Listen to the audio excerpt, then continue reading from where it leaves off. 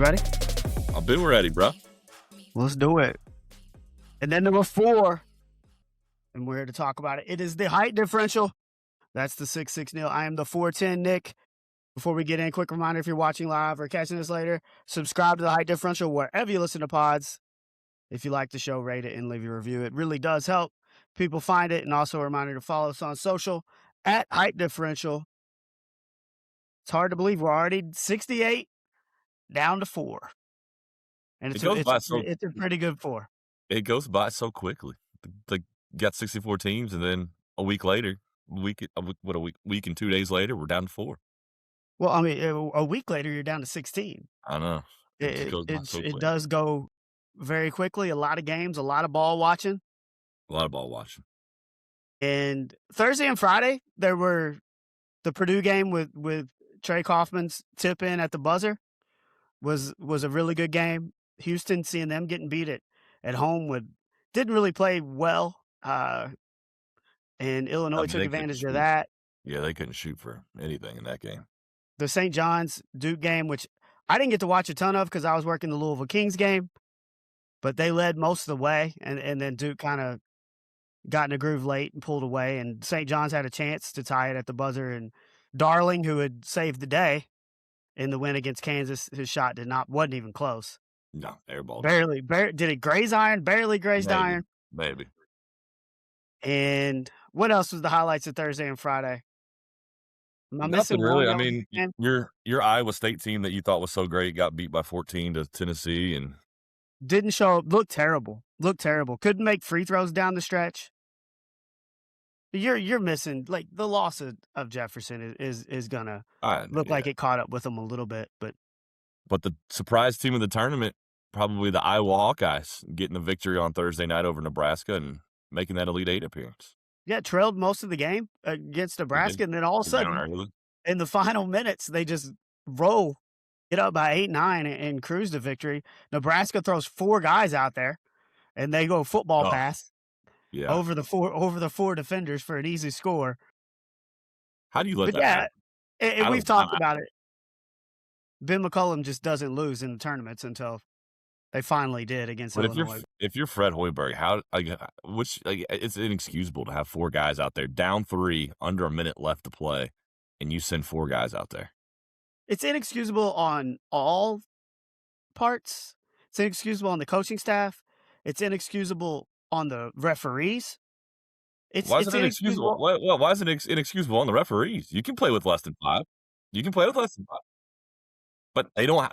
You can play with less than 5. They don't have to tell you. They don't have to tell you. I think if they would have noticed it, I think they would have told them. I don't think they did notice it.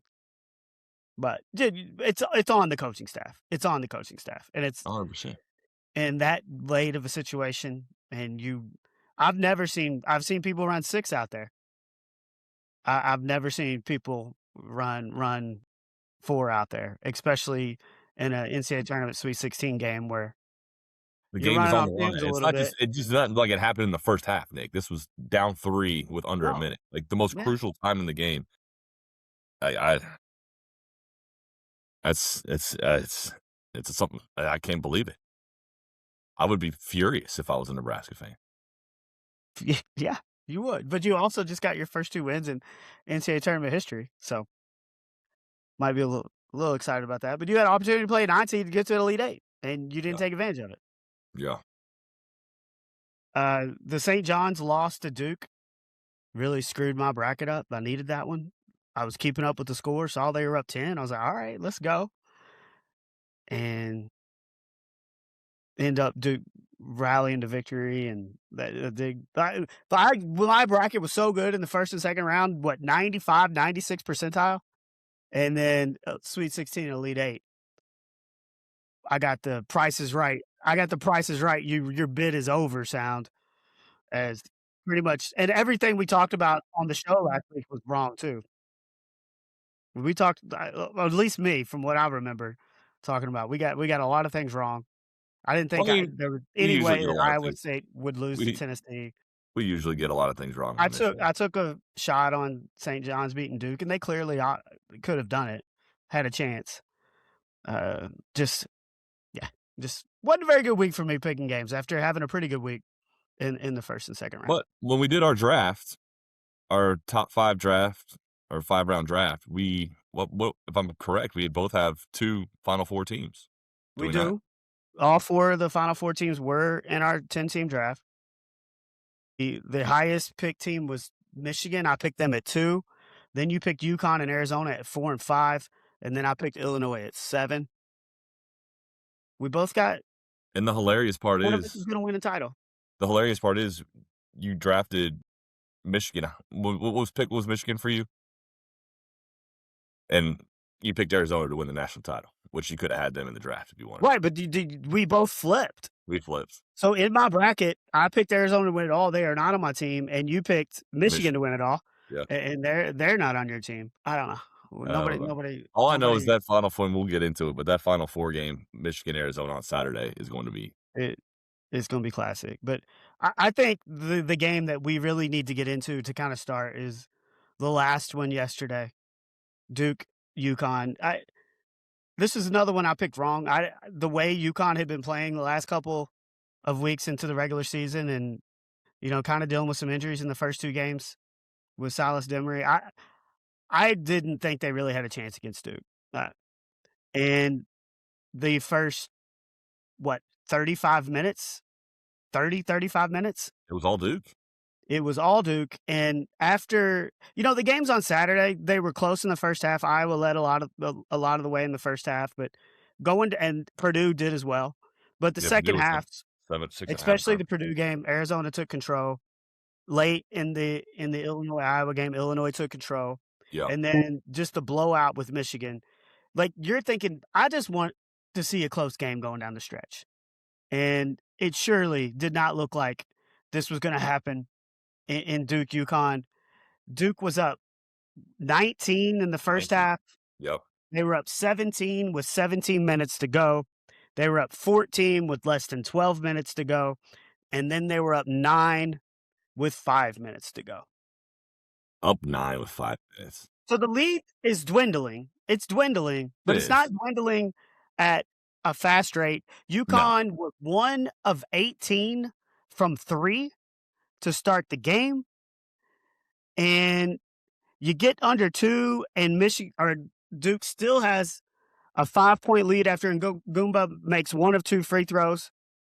And Caravan, who hadn't made a 3, comes down, misses. Ball gets an offensive board, sends him to the line on a foul, and he makes 1 of 2. And you're like, they're really not going to get in this game if they don't start making both free throws. Correct. And then Cam Boozer turns it over. He was handling the ball coming off the screen at the top of the key. Turns it over, which kind of opens the gate, and Caravan comes down and off a screen, hits a 3 to trim it to 1.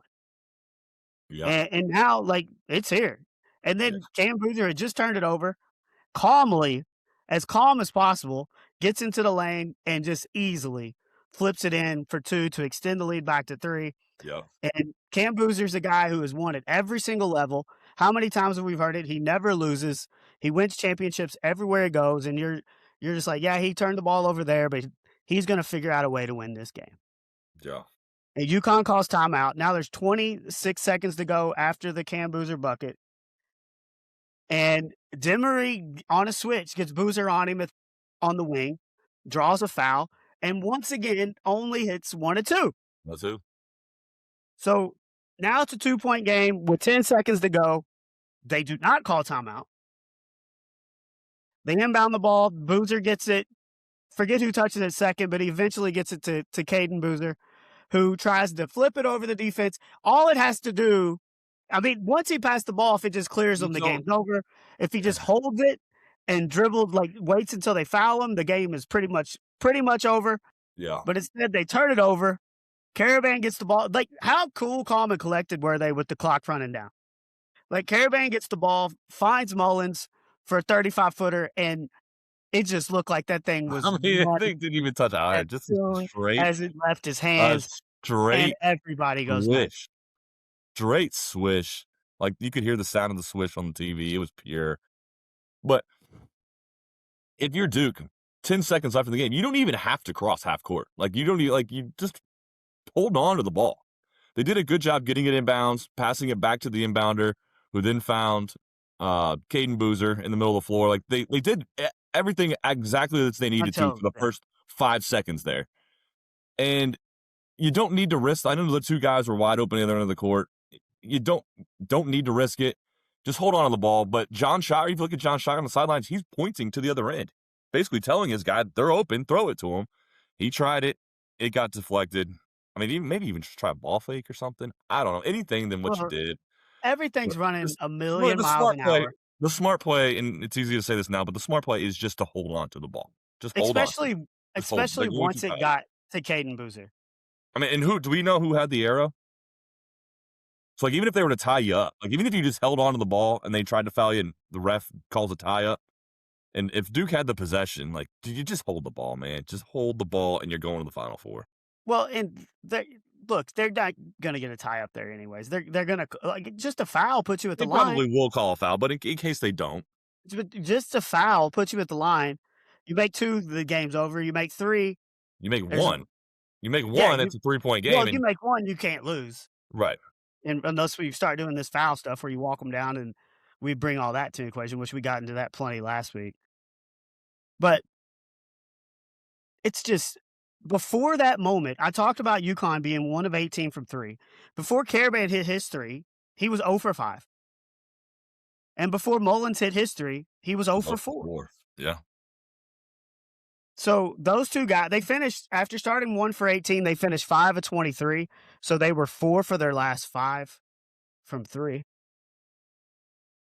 But there's just so many ways that Duke can just do one thing, and you can't lose. You can't lose. And just when you saw that ball get tipped, you're just like, oh, wow, this could really happen.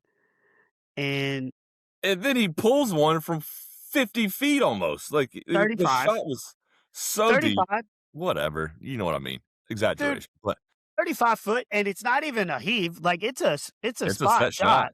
Yeah. So I would say he shoots that shot. He probably makes it 30% of the time.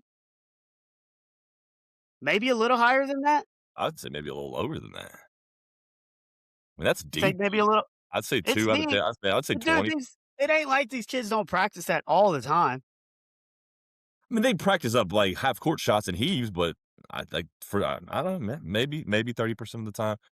I mean, there was no contest on that shot. I mean, he had clear view, no hand in his face or anything like that. So maybe he does make it 30% of the time. And look, and I give Alex Karaban a lot of credit for just being so calm in that situation. He easily could have took that shot where he was being defended a little closer.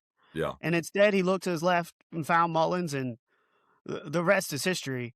But dude, and then this video comes out of John Shire before the game where he's showing his team the way that the Chicago Bulls handle an end-of-game situation where they're up 2. And basically, Trey Jones of the Bulls is kind of falling out of bounds with the clock winding, and he just takes it and throws it straight up in the air and just lets the clock end. I remember when I was a kid, Magic Johnson doing something like that, where he just kind of flipped it and just let the clock run out while the ball's flying through the air. Yeah. So the ironic thing is they had just talked about end-of-game situations and things you can do. If Caden Boozer just takes that ball and just throws it straight up in the air and towards the other end, there would have been enough time for UConn to grab it and shoot it. There was over 5 seconds. There was nobody down there. There was over 5 seconds when he turned it over. There was nobody down there. Down where? At the other end. It was just Duke guys. I mean, he tried to throw it down there. But I'm just saying, if you just throw it straight up in the air, you're not even trying to get it to your guys. No, correct. If you just throw it straight up in the air, it's going to come down probably with about 2 seconds left. So UConn would still theoretically have a chance at it. But I mean, dude, you look at these numbers. Karaban finished with 5 points. 5 points, 3 rebounds, 3 assists. Was, like I said, he's 1 of 6 from 3. Chris Reed was their entire team, had 26 points and 9 rebounds. Like, they just did not shoot the ball well. And just I don't know what it is. This UConn team, they're 18-0, Sweet 16 and beyond since 2011, meaning every single time they've made it to the Sweet 16 since 2011, they have won a national title. That's just, And which is to what, win four? that What is it? game, Four titles. 4 titles, and to win 3 different coaches, it's just it's all insanity. It's insanity. But to figure out a way to win that game, I don't even understand it. Like, you didn't play your best game. You have one player who really showed up, and then all of a sudden, at the end of game situations, you make everything you put up, So except your free throws. They still missed all the free throws. would you call this more of UConn came in and won it, or more of Duke choked it? Duke opened the door, but UConn won it. I mean, get this. So in Duke's last 4 losses, right, including last night. Last night they led by 19. The Carolina game they lost earlier this year, they led by 13. The Texas Tech game they lost earlier this year, they led by 17. And then the Final Four last year against Houston led by 14. There's a pattern going on here. Their last 4 losses, and you're leading by that much in every game. I mean, Well, John Fire's got to fix it. You got to fix it. and we've given him a lot of credit on this show. At some point, when you've got the talent that you're putting together, you got to find a way to finish it. Yeah. And when you're up 17 in the second half, you should be able to finish that game. I don't care who you're playing. And it's not like UConn shot the hell out of it to get back in the game. They didn't just start raining threes to get back in the game. It was a slow, casual grind where they just were chipping away. Got some stops, and yeah. And I think it dates back even farther than that with Shire's teams and Duke in the tournament blowing leads. I don't remember off the top of my head who they lost to the year before they lost to Houston in the Final Four. But if memory serves, I think it was another kind of blown lead in the same situation. But I don't know. Like, how are Duke fans reacting to this? Because you know how the rest of the country is. They're elated that Duke lost in this manner. Are Duke fans getting tired of their team blowing these leads and figuring out ways to lose games they shouldn't be losing? I mean, I feel like they are. I mean, I don't think it's, maybe they do criticize Shire because of the trend that's going on, but obviously he's a good coach. They get the talent there. They win a bunch of games. They're the number 1 overall seed. They have a great season. They're back-to-back ACC regular season and tournament champions. So they're on the right path, but man, it's just like when the pressure is there, they just, for some reason, they fold. Well, at some point it becomes a trend. I mean, it's getting that way. Yeah. I'm trying to look up the year before on Duke. Yeah, keep looking that up. But it happened several times this year. It happened last year when they needed it most. And they've only been to one Final Four in Shire's 4 years. Did you find it? Yep, it was the Final Four. Or was to go to the final. Was it the regional final? Sorry, Elite 8.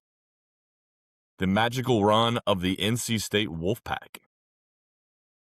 They lost to them twice, didn't they? They beat Duke 76-64 in the Elite 8. And yeah, I mean, Duke lost to them in that ACC tournament. But yeah, 76-64. So as a 4 seed, Duke makes the run to the Elite 8.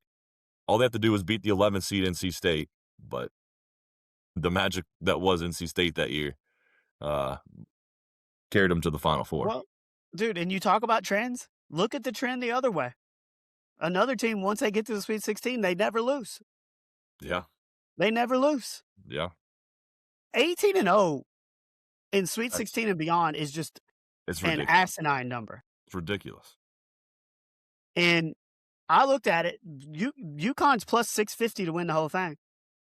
And do I think they have the best team of these 4? Absolutely not. Do they think they have the talent to where they can match up and win? Yeah. And I mean, when you've got that history, like, I'm mad at myself for not thinking about that when doing my bracket. Well, they lost to Marquette at the end of the year, Nick. Like, let's be real. Well, They and I lost to also Marquette. watched them get rolled by They got Creighton, rolled who by that wasn't St. very John's. good. They got rolled by St. John's again. They've lost, like They also rolled St. John's once. they did once, yeah. But I mean, they struggled a little bit at the end of the year. And I mean, when we had that debate of who the last number 1 seed was going to be. We're talking about Florida and UConn, and this was, mid-February, and I was all in on UConn, and they go out and they start losing games. I was like, ugh, and that was a bad pick. But here they sit again. It's Danny Hurley, man. Give him some credit. He's all a psycho. up. He's a psycho, is but the man's jacket is halfway off his arm. wasn't He's not headbutting, he's, like, leaning his head up against the official. it Roger? Was that Roger Ayers? I think it might have been. It looked like Roger. He's forehead to forehead. He's not even saying anything to Roger Ayers. He's just put his forehead on his forehead. Like, what is going on? Just from talking to people that in the industry that knows, like, the SIDs, the sports information directors that's worked with him, just you think he's a maniac on the court, working with him as his sports information director, another level of maniac. Sure. The dude, he's got one good quality. Well, he's got a lot of good qualities because he's a good basketball coach. He's a Bengals fan. Yeah, he's one of us.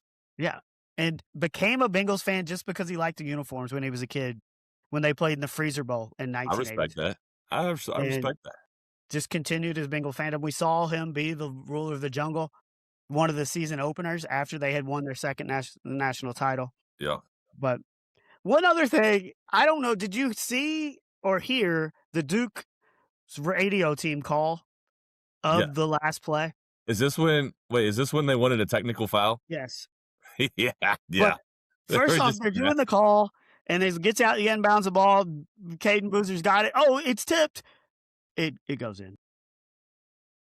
Oh, Malachi Smith is on the court. That should be a technical.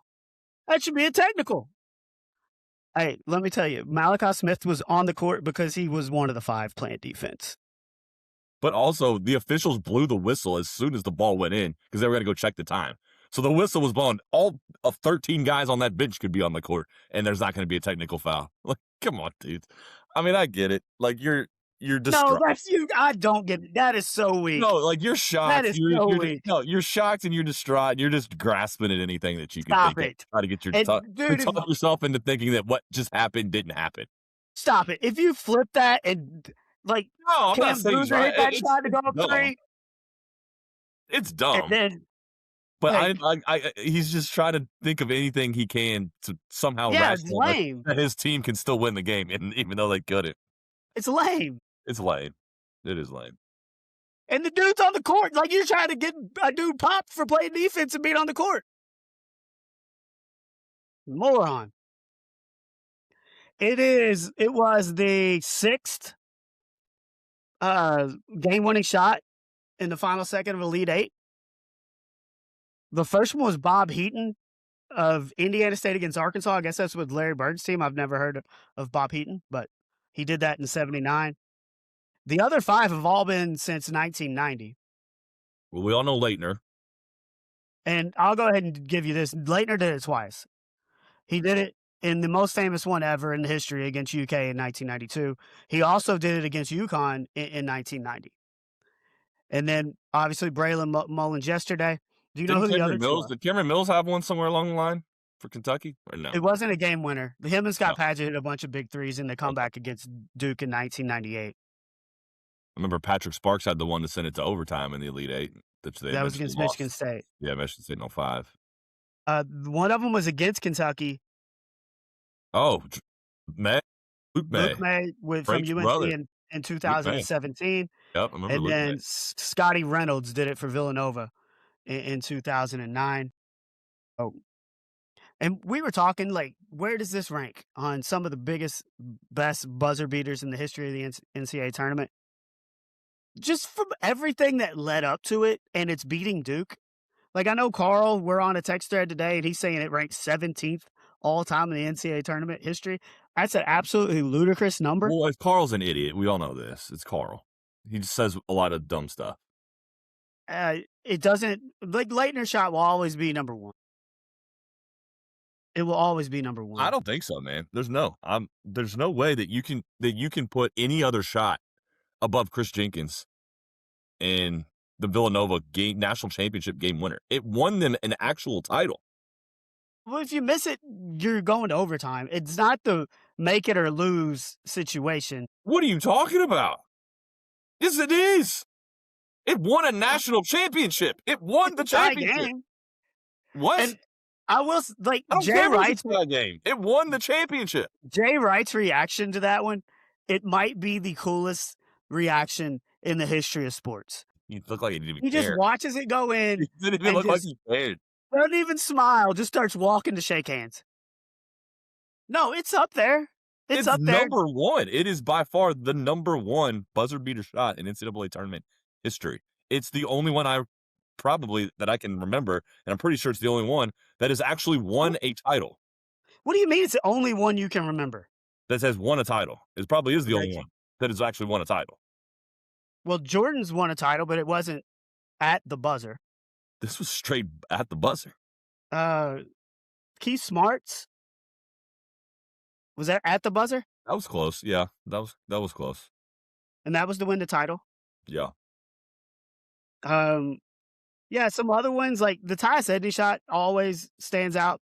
And that was a second round game against Missouri, but they eventually won the title where he went the length of the court in like 2-something. Yeah. Will always stand out. The Bryce Drew. I know it was the first the Bryce Drew where they dive on the floor on that perfectly executed play. That was cool. The Bryce Drew shot. That was because it was Valpo. Jalen Suggs shot for Gonzaga. That was Final Four. Yeah. Yeah. The COVID Final Four. Yeah. So I think this is top 5. I would put. I'm okay with putting it in the top 5. I think it's top 5. And like, what a moment! Like, if you're an 18-year-old kid like Braylon Mullins, like you're an 18-year-old kid and you just hit a top 5 shot in NCAA tournament history. Like the kind of stuff. Like he's from Indiana, and like Indiana prides himself on being a basketball state. And you picture like the Larry Birds of the world with their baskets on the barn doors and stuff out on the farm, and like you practice these moments. You count down in your head, 3, 2, 1, and you shoot that shot in your backyard, pretending like you're in the NCAA tournament, and this kid just lives it out in his first year. Yeah. Yeah, no, it's. And then there's a picture of everybody reacting to it. It's got Bill Murray's in the picture, the whole Hurley family. His mom's reaction. Hurley's mom dropping some F-bomb. Yeah. Her reaction to the shot going in. Like, this is when what looked like it was kind of be really just 4 games that weren't that great, especially after watching that beatdown of Michigan on Tennessee. And you're just kind of dejected. Like, this has kind of been a letdown. And then all of a sudden that becomes a game, and it becomes one of the most iconic games that we've seen in a long time in the NCAA tournament. And Dan Hurley and UConn just figure out a way to do it again. The 3 games in the East Regional, we talked about how loaded this could be a Final Four in itself. Duke wins by 5 against St. John's. UConn wins by 3 against Michigan State, and then UConn wins by 1 over Duke. It's the only region ever to have 3 games decided by 5 points or fewer, and then have a game-winning shot at the last second to decide who goes on to the Final Four. The East region, it lived up to the hype. There's no doubt. The East region lived up to the hype that we all expected it to, and that we thought it could. And yeah, the quality of teams and coaches battling it out. It was a lot of fun to watch. But I know we both think Michigan and Arizona is going to win the whole thing. Like, you got Michigan, I got Arizona. Who like at this point? Is UConn ever going to lose once they get to this level again? I think they win. I think they win on Saturday over Illinois. They keep doubting Illinois, and they keep showing up and playing well. But I got UConn to win on Saturday, and obviously I've got Michigan to win on Saturday as well. But I don't think UConn's as talented as some of these other as the Arizonas and Michigans of this Final Four. So I think they eventually will run out of their magic and lose in the final. I don't know. Every time I feel like I doubt somebody, I they prove know. me I for know. Like, I'm serious. I did not think UConn had a chance against Duke. Like, I thought St. John's was gonna be their tough game. Once they figured that out, I was like, "Alright, they're gonna cruise to the Final well, they Four." were cruising, Nick. They were cruising. And then, yeah, thought I was right for 30, 35 minutes. And at that point, my bracket was busted anyway, so I didn't care, and I would like to see a close game, and we got it. We got it. We did not get it in the game before No. as Michigan rolls by 33 over Tennessee. Was the largest win in a regional final since Michigan did it in 1989 against Virginia. They won by 37. And that team did go on to win a national title. They'd beaten PJ Carlissimo's Seton Hall Pirates. Looked up that roster. I didn't remember a single guy. Like, I didn't recognize a single guy on that Seton Hall team. That was the year that Glenn Rice had 20 plus points in all 6 games of the tournament. I think he's the only player to ever do that. But Yaxel has now done it in 3 games. Was named the regional's most He's so valuable good. player. He's so good. Yeah, Michigan has now won 11 games by 30 points or more. Yeah, and another one for Yaxel. He's the first Michigan player to score at least 23 points in 3 consecutive games since Juwan Howard did it in 4 straight in 1994. Good on Tennessee, man. 3 straight Elite Eights. Was an up and down season for them. They figured out how to win 3 games in a row once they got to the tournament.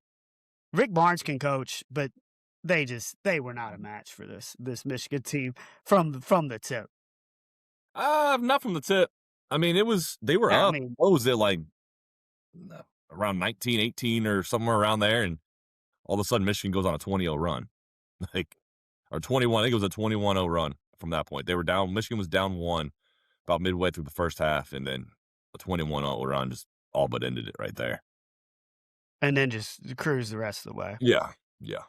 We've been talking about this since December, January. How Michigan doesn't just beat teams; they put them to bed Yeah.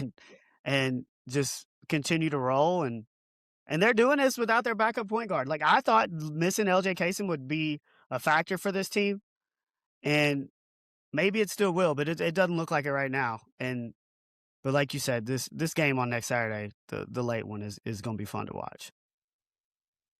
The games on Saturday, Purdue led most of the way in the first half, and this is a game against Arizona where you thought maybe Purdue's experience, they could utilize that and maybe pull off an upset.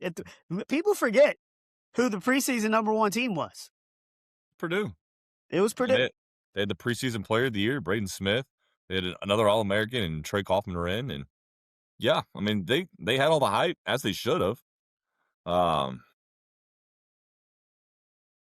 Yeah, I mean they were all right. I mean they had an up and down season, mostly ups, but finished 6th or 7th in the I Big don't know Ten. about mostly ups. Their end of the regular season was, I mean, they finished 6-6 in their last 12 games. Yeah, but I mean, sure, but then you run through the Big Ten tournament, you beat Michigan, you run through Yeah, the Big Ten tournament, you win the Big Ten tournament, you're a 2 seed. So I mean, it's a good season. It's mostly ups when you're a 2 seed and you win a Big Ten championship.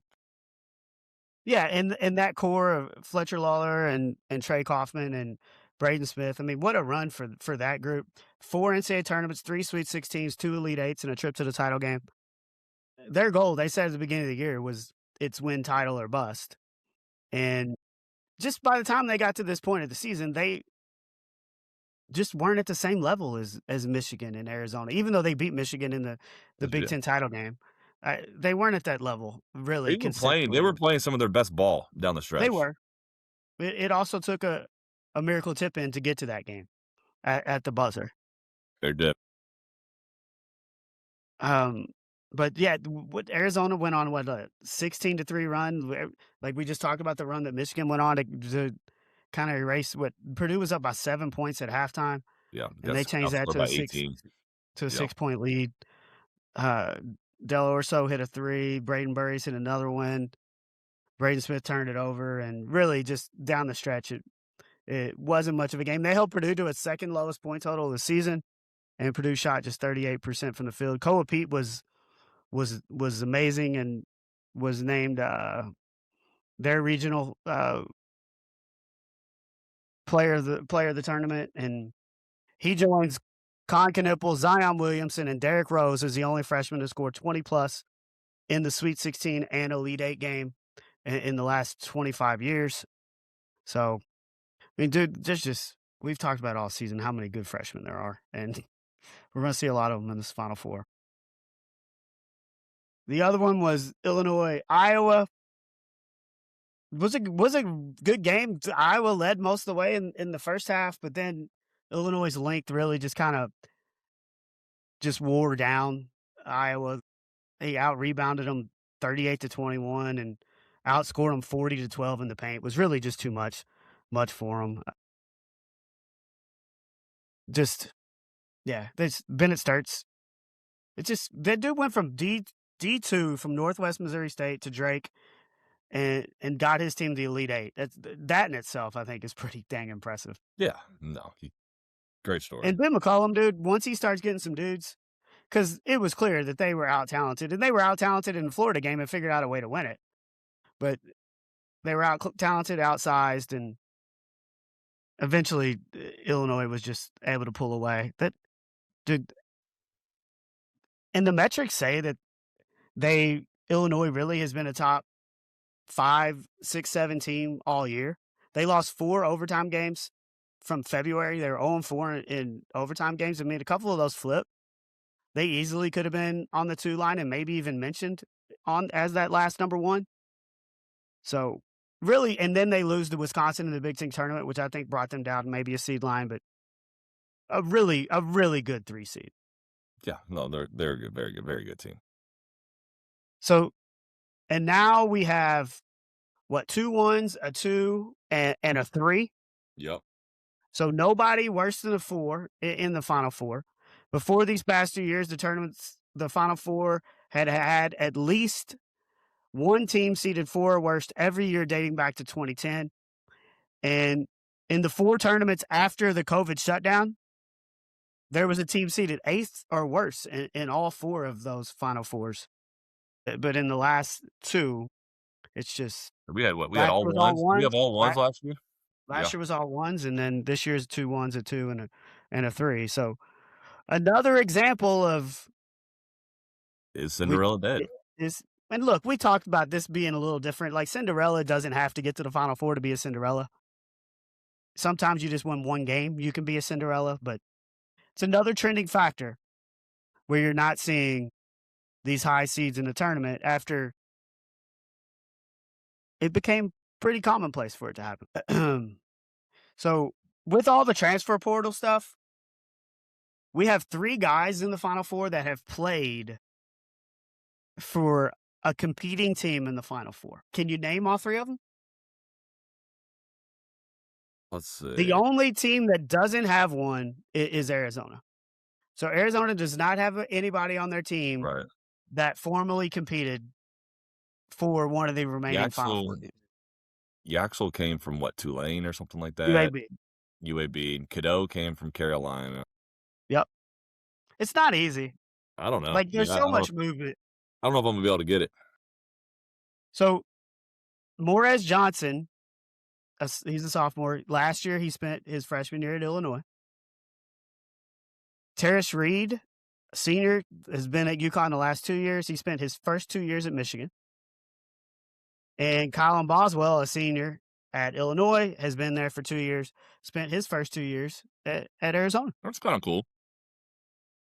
Yeah, I was looking really hard trying to find somebody on Arizona that had played for one of these teams. No, 3 out of 4. So I guess getting into Saturday, you've already kind of said, do you think UConn will beat Illinois? Or? Yeah, I'm gonna go UConn in this one. I don't know, like they've been a good team all year. They struggled, like we said, at the end when they lost to Marquette and lost to St. John's twice and all that. But beginning of the year, they were really, really good. They've got the talent. I'm not going against. I mean, when it comes to a Final Four, I'm taking the experience of a Hurley over the inexperience of an Underwood, who's not been there before. So give me UConn in this one, in a close game though. Dude, if I just look at numbers and the way teams are playing, other than the fact that UConn keeps winning, it's Illinois. UConn has not shot the ball well. They didn't shoot the ball well on Sunday until Illinois the didn't shoot the final ball. Illinois didn't 2 shoot the ball minutes. well But against that was Iowa. kind of our knock on UConn. They haven't been shooting the ball well from perimeter. They start off the Sunday's game shooting 1 of 18, end up hitting, 4 in the last couple of minutes to figure out a way to win. Yeah. Illinois ranks offensively second in the country. They don't turn the ball over. Well, they shot 18% from 3 the other day. So yeah, and that's why they can do that and still win, because they don't turn the ball over. They get offensive rebounds. They rank 3rd in the country in offensive rebounding percentage. They don't give the ball away. They give extra shots, which allows you, when you shoot that poorly from 3, it makes up for that. And that's why they rank 2nd in the country in offense. They're deep. They got it. And then Keaton Wagler is just, the dude has gone from being somebody that got recruited by 2 D1 programs, 3 D1 programs, was ranked in the 200s, and now he's moved his way into being a lottery pick. But that's a great story. But despite all this, I can't pick against UConn right now. They don't lose. No matter what, they don't lose. And this is going to be their jinx and probably be the one they lose, because I'm finally on board with it. Like, if you're 18-0, who's like, you can't tell me they ain't going to go 19-0. I mean, I wouldn't bet against it. I appreciate you crunching ice in the middle of the pod. Just crunching ice over there. It's not even that loud. Would you have some respect for the 4 or 5 people that listen to this every week? Not even that loud. Oh, it's loud. It's not loud. Apologize to the people. I will not. I was thirsty. Ken Palm also ranks Illinois as the tallest team in the country. They are a tall team. You got Page's kid on there. Why is he coming off the bench? Has he come off the bench most all year? They're deep. Yeah, he's their 6th guy. And, like, you look at Page, like, he's good. Like, this kid can shoot it. But when he gets on the wing and he takes off and tries to get to the rim, it's like every single time. Every single time. That's going to be a fun game, too. Like, obviously, you get to this level, it's going to be fun. It's the appetizer to the main course.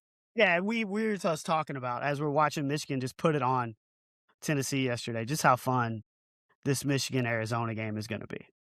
And there is a part of you that kind of wishes that they reseeded when they get to this point, maybe a little bit. But then you're not guaranteed this game. Then maybe it gets taken away. It's true. So we are going to see this game. We are guaranteed it. Are you sticking with your Michigan pick? 1,000%. Never been more sure of anything in my life after watching them destroy Tennessee yesterday. Absolutely. Like, Yaxel will have his way. Give me the Wolverines. They've scored 90 points in every game. Every game. Give me the Wolverines. They're the first team to do that through the Elite Eight since UConn did it in 1995. So there's a little precedent there for figuring out a way to lose after scoring 90 points in the first 4 games. But, I mean, dude, I picked Arizona in my bracket. I think this game's going to be incredible. You got to stick with it, right? Oh, dude, they've lost 2 games, and they could have figured out a way to win both of them. This team is not that far away from being undefeated. Yeah. And, I mean, Braden Burries has been one of my favorite guards all year to watch. They've been number 1 in the AP, 19 of 25 polls this season. They've won all their tournament games by at least 12 points. The one thing about Arizona And we've kind of talked about this. They rank 363rd nationally in the amount of three-pointers that they shoot. Only 26% of their shots are from three-point land. And just the way that basketball is in this day and age, it's rare. It's It's very just rare. Yeah. And to put that in perspective, Alabama leads the country in the percentage of their three-point shots, or their shots being three-pointers. Do you know what their percentage is compared to Arizona's 26? What their actual what? Like Their a percentage of their shots being three-pointers. it's got to be close to 50ish. We're going to go like 49%. 54% of Alabama shots are from deep. Okay. So we're talking about Arizona team that a quarter of their shots, a little bit more than a quarter of their shots are from three, but they really just emphasize paint touches. They'll kill you on the glass, just like Illinois. I mean, Tommy Lloyd in his first 5 years, he's got 2 Pac-12 titles, a Big 12 title, 2 Pac-12 tourney titles, a Big 12 title. He's won Coach of the Year twice. Give me the Wildcats, man. They've been up top all year, and this is a clash of the Titans. There's no doubt about it. It's a game we've been looking forward to all season long. I just feel like these are the type of game, like these are the type of teams and the type of games where Michigan is at their best. Like they've absolutely destroyed good teams this year. Well, we watched them lose to Duke in DC. One time. Well, you just said they show up in big games, and then they went after that Players Era tournament. They went after the Players Era tournament and just hammered Gonzaga by 40. They hammered every team they played out there by a ton. They've lost one regular season Big Ten game. Well, and Neil, I already talked about how many times they've won by 30-plus games. You win an Elite Eight game. When you win an Elite Eight game by 32, 33 points, like they're showing up. Give me the Wolverines and give them to me by 7. Michigan by 7. Well, I will. If you want to give me that, I will take it all day. I know you will. You're giving me 7 points? I think Michigan wins it by 7.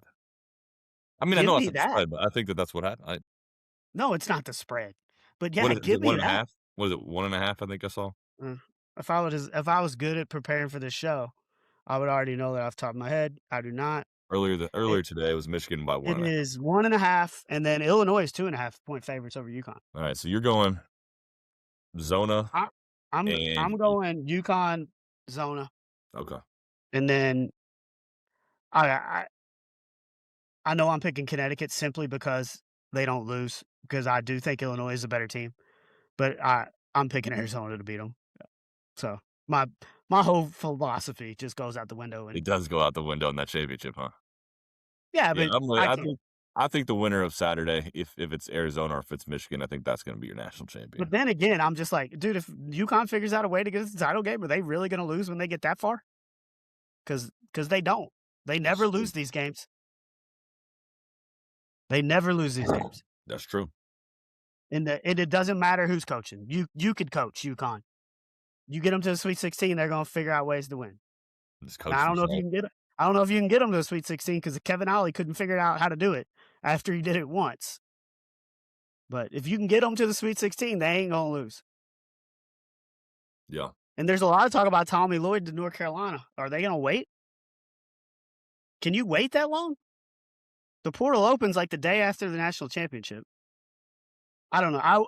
If I'm for him, I'm staying. I get it's North Carolina. You're already at Arizona, one of the more prestigious schools. It's Illinois' first Final Four since 2005 when they lost to North Carolina in the title game. Because they beat the Cards. Yeah. Yep. After the Cards beat Pittsnoggle in the Elite Eight. And they had an epic comeback against Arizona in that Elite Eight game. Illinois did. They were down. God, they were down like 8 in the final minute before D. Brown and Luther Head and the rest of the gang decided to start making some shots and getting some stops. And yeah, it was a miracle that they ended up in that Final Four. And Arizona's first Final Four since 2001, which is kind of hard to believe. That is hard to believe. But we're down to 4. On the women's side, like all these games kind of late have just kind of all been not very close. Like Duke kept it close with UCLA for about Wow. 30 minutes, and then Yep. UCLA kind of just put it on them at the end of the buzzer. But the rest of these games, the Final Four in the women's game, and South Carolina is going to win tonight. It's going to be all number ones. TCU's hanging in. They're hanging in right now. Up one, What's 22-21. 6 minutes to go until half. is South Carolina probably a clear fourth best of those ones? I would say. Yes. Yes. But it's likely going to be all ones, I would think. Yeah. And even if it's not, but just the games next week in the women's Final Four are going to be great as well. Fantastic. I mean, God, Who matches up with who? Do you know who matches up with who? Yeah, I think it's UConn. I think it's UConn, South Carolina, and it would be UCLA and Texas. I believe is how that shapes out. How that works out. Are you 100% on that? Yeah, because UConn's the overall number 1, right? And South Carolina was the last. They were the 4th one. That's the way it should work. Yeah, UConn. Yeah, UCLA, Texas, and UConn would play South Carolina or TCU. I mean, I was expecting it to be a walk for UConn and UCLA to the title game, and I still expect it to be for UConn. But the way Texas has looked, where they just absolutely destroyed South Carolina in the SEC title, and then beat a Michigan team in the Elite Eight by almost 40.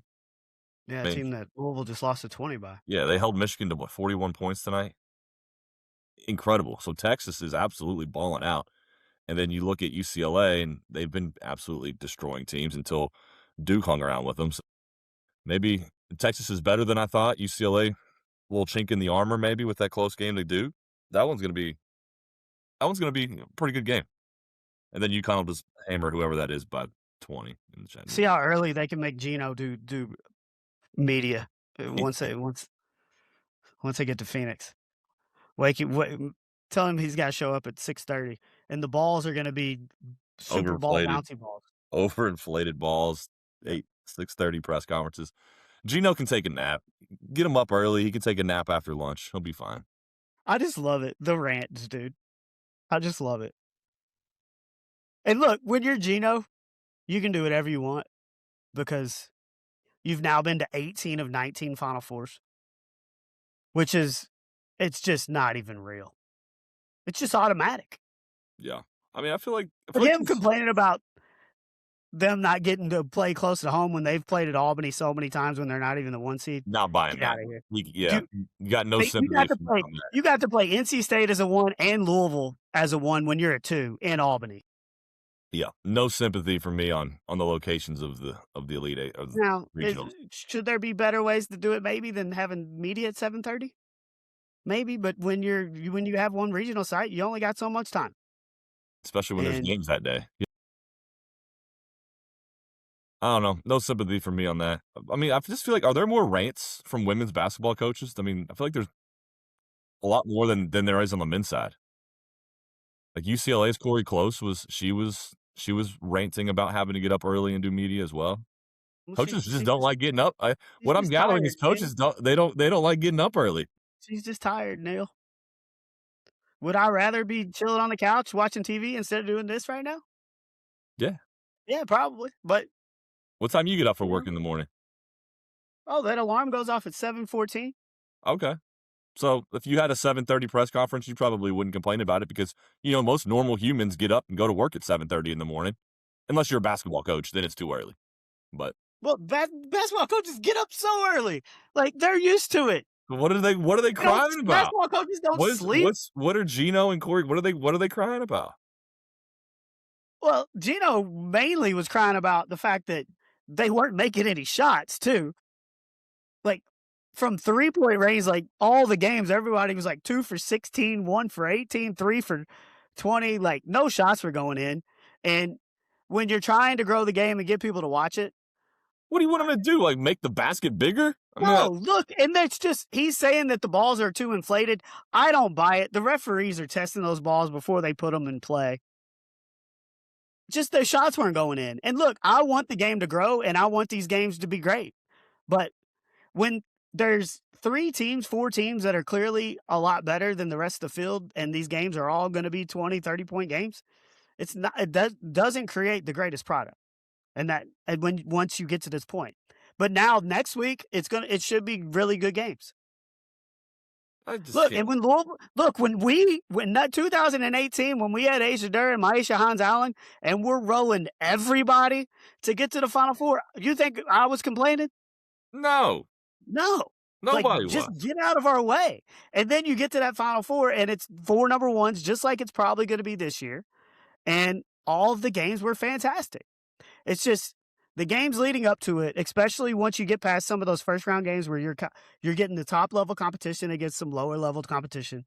The games they're not always the best product. And that's the next step in women's college basketball.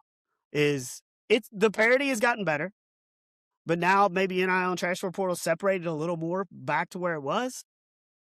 But this year, I think there's 3 teams that are a lot better than everybody else, and maybe 4 if you include South Carolina too. Correct. And that's the way it usually is. It is. You missed opening day last week. I know. So went down with the big dog. Dude, we walk into Plum Street Cafe, which is the tradition. Great spot. It's the Tony Brown family tradition that we Did have now you get the taken grilled apart. cheese? Get the grilled cheese and chili? Let me just tell you, we walk in there Okay. and there's 2 Budweiser girls. And they're like, "Hey, you take a picture, we'll give you a free Budweiser." Are they in the picture And with we're you? like, Did you take a pic? Are they in the picture with you? no, it was just me and the big dog, his father-in-law, Mike. Did you ask them? They give us the little white picture frame, that you got to hold, Yeah. which when there's height differentials, the white picture frame makes it a little challenging because it's hard to get everybody in there. But we pose, we get our free Bud. So it was great. And then if you buy another Bud, they gave you some gifts. We got some hats, some koozies, and stuff like that. Keychain, bottle opener. So chilling at Plum Street, and then we go down to the game. But it was just Tony's son got his first Reds opening day, so it was a great experience for him. Dude was sitting on the second row on the third baseline, got a ball thrown to him. What an experience for the little dog. And then he ends the night at Twin Peaks. So you go into so the little dog, the life of this. How old is the little dog now? 10? 9 or 10? 9, 10. You get to go in to a fantastic establishment like the Plum Street Cafe with some great food. Mhm. You see some attractive females giving your dad and his friends Budweiser beers, the king of beers. You go to Reds opening day, which is the greatest opening day in all of baseball. You then Should still be the first game. Should be the first game, but whatever. It's fine. Sit second row and get a baseball that you get to take home, Mhm. and then go to Twin Peaks to end your night. Yeah, and then we were like, to get one of these waitresses' numbers, would you give up the ball?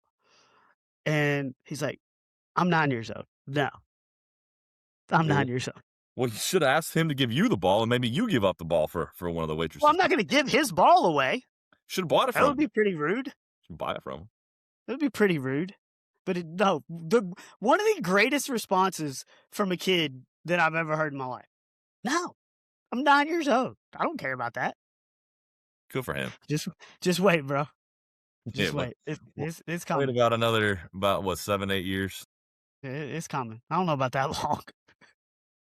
I don't know. It's coming a little faster than that. It's coming a little faster than that. Until he at least has a car. Yeah, but it's coming a little faster than that. But great opening day. First one I've You missed. were in Fort Worth, so you couldn't partake. We missed a lot of our crew, honestly. That was we've the had first one I've missed, I think, since we played UConn up in Albany. We just talked about that game. Well, I'm now how many in a row now? 5 in a row for me. After never being able to go because I was always on the road with women's basketball. In 22, I was able to go after the Final Four because the season started late. Yeah. And yeah, now I'm on 5 in a row. But then there's a fight afterwards. We didn't see it. But people rushing a bunch of police officers. I'm glad we didn't get messed up in all that shenanigans. The story, I think, of the first week has been the ABS. Yeah. And on Saturday, the Reds were kind of on center stage of this whole ABS thing, which, dude, as somebody who has scored minor league games, were the Reds on center stage, or was CB Buckner on center stage? They both were. But I've kind of had some experience with the ABS because minor league has used it to test it the last couple years. They've had a pure ABS system where it's just straight computer, and then they had the challenge system, which is what they are utilizing. Of the two, I think this is by far the better system. But on Saturday with CB Buckner behind the plate, there were 8 challenges. 6 of them were overturned, including back-to-back pitches to Geno Suarez.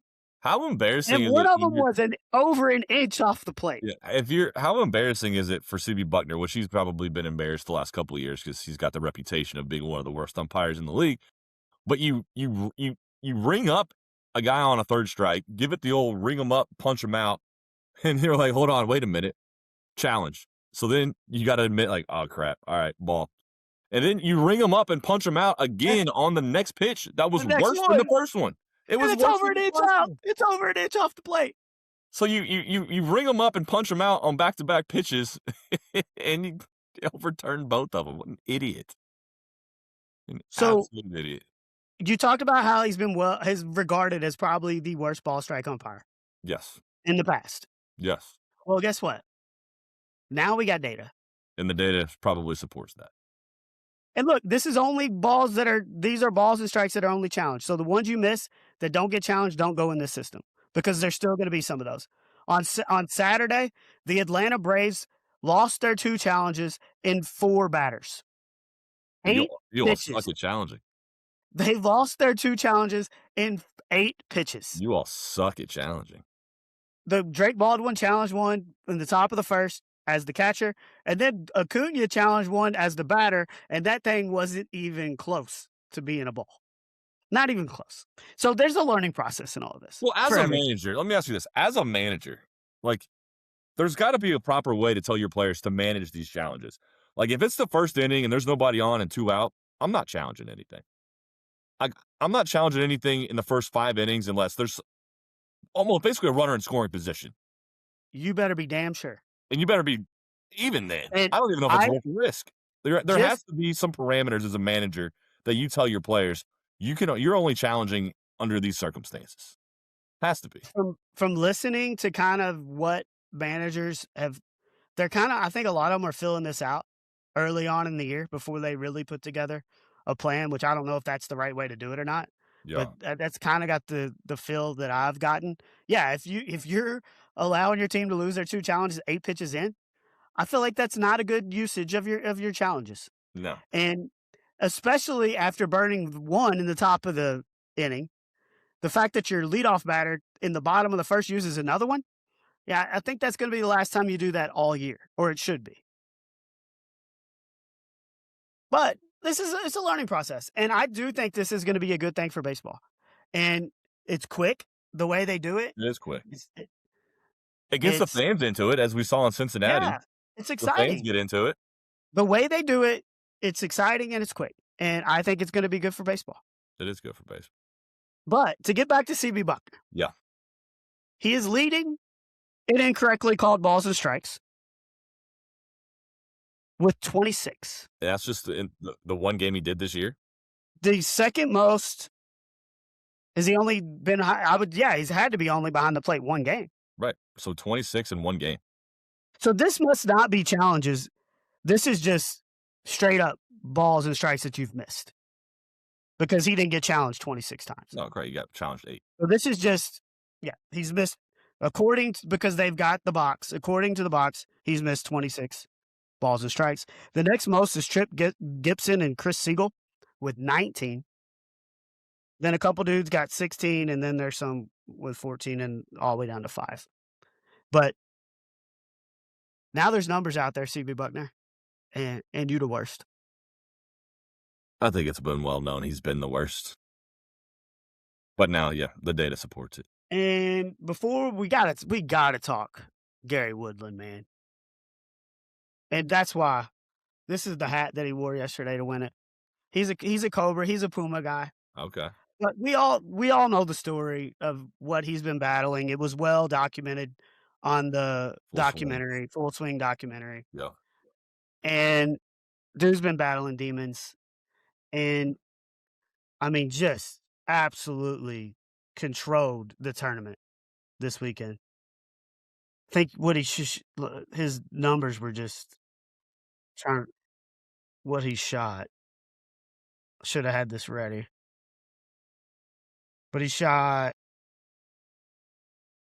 I don't know, he shot 21 under for the tournament. It wasn't really close. They're walking down the fairway on 18. You see Minwoo Lee pumping the crowd up because Gary Woodland's getting ready to knock in a 7-footer to win the thing, and he could have 4-putted and still won it. But Minwoo Lee's pumping the crowd up. He's very emotional in his post-game interview, as he should be. Dude, one thing that really stood out to me is just how he talked about how proud he was of himself. And You should be. but I think we all shy away from being proud of some of the things that we are able to accomplish.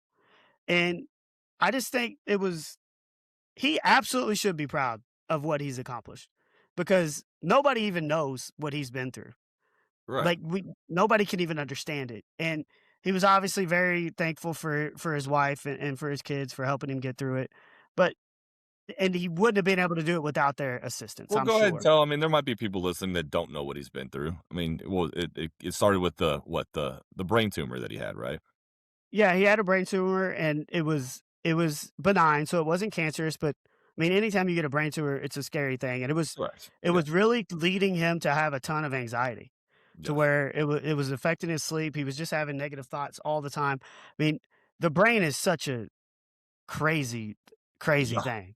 Yeah. And it was just his mind was just running constantly, I think, with negative thoughts. And like he was gonna die and just it's just really kind of scary things that can happen to you, with having a brain tumor. And he's been battling it for the last couple of years.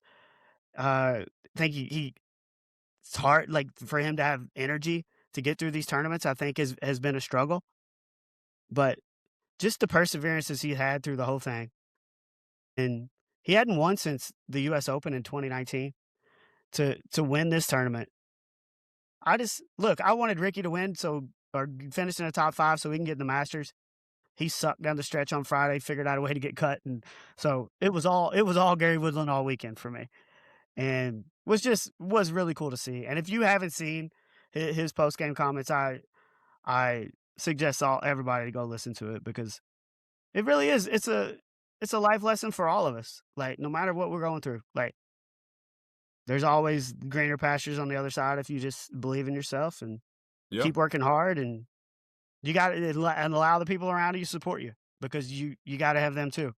It's And he impossible seems to to do that kind be of stuff by he yourself. seems to have the respect and admiration of all of his peers on tour. Like you said, you got Minwoo pumping up the crowd, and I feel like everybody in that locker room that if you weren't in contention, which none of them really were. I mean, he won the tournament by 5 strokes. Like I feel like everybody on tour was rooting for him to get this victory. So it's an awesome comeback story, and just like I said, he just seems like a great person for this to happen to. No, and he was telling a story about him and JT are real close. I feel like JT's close with everybody on the tour, Just a but bro. him and JT are really close. And I don't. Do you know how they do like feature groups on PGA Tour Yeah. Live and ESPN Plus, Yeah. where they follow him around the whole time? Yeah. Well, him and JT are on a featured group, so there's cameras everywhere. And JT, I think, was just like, "Well, Gary, man, how have you been doing?" And Gary didn't want to really talk about it with all the boom mics and all the cameras around. And he's like, "Well, JT, thanks for asking, but I'll tell you here, but I don't really want to talk about it right now." And the next day, they were playing or no, the cameras went away because one of the guys they were playing with like lost his ball or something, and so they finally did get a little separation. And he told him, he's like, "Dude, I'm not doing very good." And was kind of telling him what he was going through. And he said JT bogeyed his next 3 holes and missed the cut. And he's like, "It was kinda on me," I felt like. But, it was important for me that he asked that, and I didn't wanna lie to him and, kinda had to get that off my chest. So, it's, good on Gary Woodland, man. And then Masters coming up in a couple weeks. We got the Valspar this week. This is Ricky Fowler's last chance to get into the Masters, and now it's not a top 5 or 6 that's gonna do it. you got to win the thing. And the way that his approach shots were not approaching on Friday, I'm not very hopeful, but No, we'll see. I saw him approach a body of water on Friday. Yeah, and he needed to get a birdie coming in and finding a little bitty stream that's 3 feet wide. It's Not not very it's good. not the best way to go about it. No, it's not. They so we're always on our phones, Yeah. and there's one A fast food digital chain. world. Yeah. There's one fast food chain that is trying to do something about it. Okay. And look, everybody's some people have negative feelings about Chick-fil-A, but one thing about Chick-fil-A is no matter which one you go to in the world, you're always gonna get just amazing service. Yes, that's what they're known And for. I Yeah. don't know what they do because you walk into McDonald's and everybody's like, "Get the hell out of here. I don't know why you're here. We don't wanna give you anything." And then if when they have to give it to you, just take it and leave. Yes. And you go to Chick-fil-A and it's just like, It's a well-oiled I mean, it is a well-oiled machine at the Chick-fil-A. The but drive-through, the how they tender get service, the drive-through, all of it. yes, Service always top-notch. It's it's just a incredible. it's a machine. It's no matter, and it doesn't matter where you go. Every single one of them. Every Yes. single one. We nobody's ever not smiling. Yes. It's you almost wonder if they're drugged, but Could be. maybe we'll see. They might be But robots. Could be robots. so there was one Chick-fil-A in Georgia Yep. where the general manager noticed, like, dude, everybody when they sit in here and eat, everybody's just on their phones. And it ain't just millennials, it ain't just kids. No, it's everybody. It's 60, 70-year-olds, it's everybody. Like, we all just spend so much time on our damn phones. So he notices this and he's like, I'm gonna try something. I'm gonna put these coops, these phone coops, Chicken on coops. every table. It's a chicken coop, phone coop, whatever you want to call it. I'm gonna put these on the table, and if people will put their phones in this table and in this coop while they eat, I'm gonna give them all free ice cream. Sounds So like a good deal.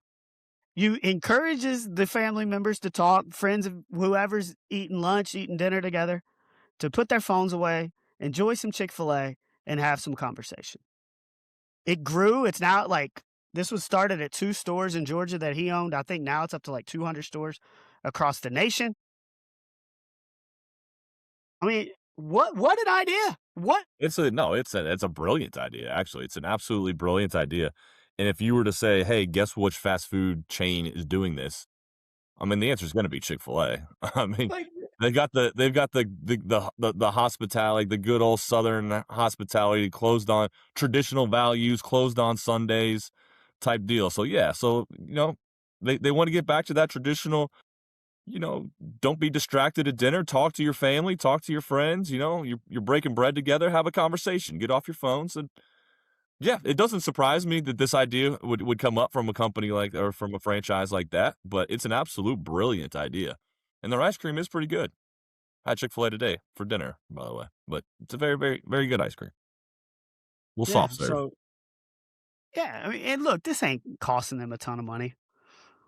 It's a small price they're paying to get friends and family to talk about their days.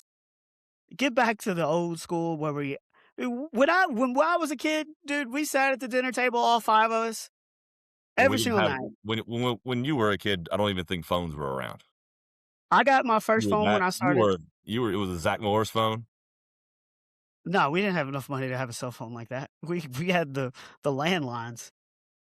But I got my first cell phone when I started driving at 16, and that's the number that I still have today,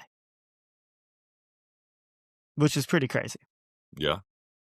But yeah, dude, like I look back at that, like I just don't think it happens anymore. And all we would all Well, 5 sit at the table and actually talk about well school and talk about what's going on. Yeah, but, like, we didn't have smartphone, like, you couldn't just get on your phone Well, back that's then. the point of this, No, Neil. I know we get it. I agree with the concept, but, like, it's just so much easier to want to get on your phone now because you can watch whatever, you can watch TV on your phone, you can pull up the newspaper on your phone, you can check all the sports scores you want on your phone. Back when you were a kid, all you could do was play Snake on your little Nokia. Right. Like, Like the little And I thing did. you just I shake the got ball around. Dude, I Like got that's all you so can good do. at Snake where Yeah. it was the entire screen was Yeah. just Snake. But, like, that's Like, all I you got could good do at on a that. phone back then, so, like, of course, people aren't gonna get on their phones as much back then because there wasn't really anything that you could do There on your was no phones, that's why. There was no phones, and then when the phones came out, there also wasn't that much to do. Now, your phone is basically like a computer, it's a It's TV, not basically a all of it. computer. It It's is. not basically a It is a computer. computer, it's a It's a television, computer. it's a computer, a television, it's all of it wrapped into the palm of your hand. So it's more accessible, it's more enticing to want to get on your phone now because of all that it can do. But I agree But with let's the make concept of dinner a no cell phone zone. So let's make dinner great again. Is that the slogan? No, I will never do any great again slogans. Make dinner great But again. I'm I gonna will get you never a do any hat that great says again "Make slogans. dinner great again." I had to wear a red hat to be the timeout coordinator at football, and I didn't love even having to wear a red hat. I'm getting No you a great agains. make dinner great again, a t-shirt and a hat for you to wear. I mean, dude, I get to the point now where I put my phone down, and within 5 seconds, I pick it back up. Like, I forget that I just put it back down. Like, that's how obsessed we are Well, with our maybe we phone. need to get you a chicken coop to put in your bedroom or your house. I love the idea. It's a And great good on Chick-fil-A. I I hope agree. this continues to grow. Like, it's not gonna grow to other restaurants because Well, I no, just McDonald's can't do it because their ice cream machines are always broken, so you can't even get a free ice cream yeah, from they'd them. have to figure out a way to work. Yeah, you're right. You can't McDonald's ain't gonna do it. But But I agree with you. good It on is a good Chick-fil-A, concept. man. I'm with you. I'm in agreeance. We don't have any What Would Joe's Do's today. I forgot to ask him. We'll get one for next week. Oh, next And week we can't record on Monday night next week. We got national championship. yeah, well, and then you got bowling on Tuesday. That's right. Wednesday. So we'll That's be Wednesday. Wednesday night recording next week. Yeah. So you got Michigan by 7, Michigan by 7. and you've got Connecticut by what? 3. Connecticut by 1, Arizona by 3. It's gonna be any buzzer beaters coming this weekend. And then I think they're both gonna be good games. I'm excited. Will there be a buzzer beater? In all 3 or just the Final 4? In any of the 3? It's hard to say no because you want it to happen so bad. So I'm gonna go yes. There will be a true buzzer beater. Okay. Like I don't know if you ever watched the women's pre-games with Andrea Carter and all them. They ask this question all the time. Will there be a buzzer beater? And they have to do the yes or no for all the questions. And every single time they all chant yes together. So, but yeah, I'm not going to pick no against a buzzer beater. All right. Final 4 weekend. It's crazy. It's already down to 4. But the good thing with, the NCAA tournament wrapping up is now baseball's in full swing. So it's not completely sad. The Reds Like don't when the NFL season ends, you got your college basketball's wrapping up, so there's always something there to kind of help you get through the end of the seasons. Reds are off to a decent start. They're up 3 straight wins, 3-1 on the season. How did you do the Reds TV? Did you have to pay for it? Yeah, $100. And you had to do the same thing with FanDuel last year, right? Correct. Okay, so it's really not that big a deal. No. Now I do think the big deal is if you want to watch both, you got to pay the $200. Watch what both? If you want to get MLB TV where you get all the games and you want to get Reds, you have to pay the $200. I don't need to watch the A's and the Mariners or. I feel you, but like Braves with and- T-Mobile, you get MLB TV for free, Well, but you don't get the Reds games free because they're local. Because they're local. So I haven't done it yet, but I think if I paid for the Reds, I'd have to switch back and forth accounts, which would kind of get annoying. No, I don't know. you can buy them under the same account. You can have it under the same account, right? I haven't played. It's all under your MLB account. I just finally switched to YouTube TV. I made it. I made the switch. I'm proud of you. I think I was one of the last remaining people in the city of Louisville with the Still Dues and DirecTV satellite TV. But it's over. And I called the dude on Sunday morning, and I was like, "Yeah, bro." You were his last customer. Were you his last customer? His last account. And I'm like, "Dude, I'm going from like I'm saving like over $100 a month. Like this is an absolute no brainer. And he's like, well, you're not. It's all going to be robots and AI. You're not going to get the customer service like this anymore. And I'm just like, look, dude, if I it's don't that want to talk. bad, I don't if even it's want to that talk to you bad, anymore. The if it's customer that bad, service. I can always go back. But How many times did you talk to DirecTV customer service? once a year, because this is Because you I'd have threatened to to get cancel to $50. get your money. You threatened to cancel to get your rate lower. No, I told them like if you don't take $50 off my bill, then I am canceling. And they would do it every year. They would take, but I'd have to call because it'd be good for 12 months. So at the end of the 12 months, I'd have to call every single time. Like, hey, you taking this 50 off? Because otherwise I'm gone. But we are officially YouTube. We are not sponsored by YouTube TV yet. That poor DirecTV customer service rep's looking for a job because he has no more accounts. Yes, poor guy. I did feel bad. I was like, yeah, nothing I can do, bro. I was like, they came out this sports pack. It's like $55. He's like, dude, I think you've got wrong information. I was like, no, I do not. And then he looked it up. It's like, oh shit, you're right. Yeah. He's like, they must have just came out with that. I was like, yeah, that's why I'm switching. There you go. All right. Thank everybody for listening. Reminder, subscribe to the Height Differential. However you listen to pods, Apple, Spotify, YouTube Music, Amazon. Rate and leave a review. Follow us on social at Height Differential. It's where you get to see shorts of Neil saying stuff 1 week and changing his mind 3 days later, and then it gets ticked off that I posted. It's like, I don't believe what I said anymore. You Why are you posted just now something that was posting 2 this? weeks old. Why are you just now posting this? Old, you idiot. It was 2 weeks old.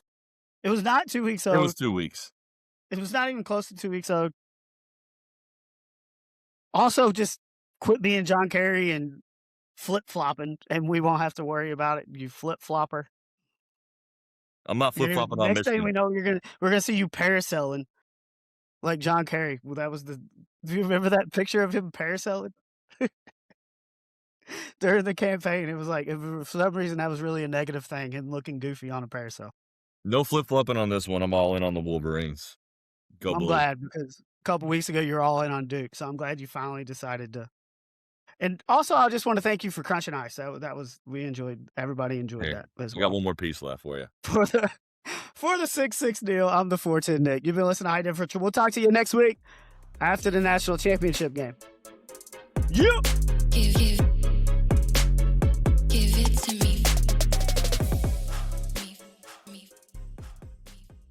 Give it to me. Give it to me. Give it to me. I still got to come up with a new intro. I haven't done that.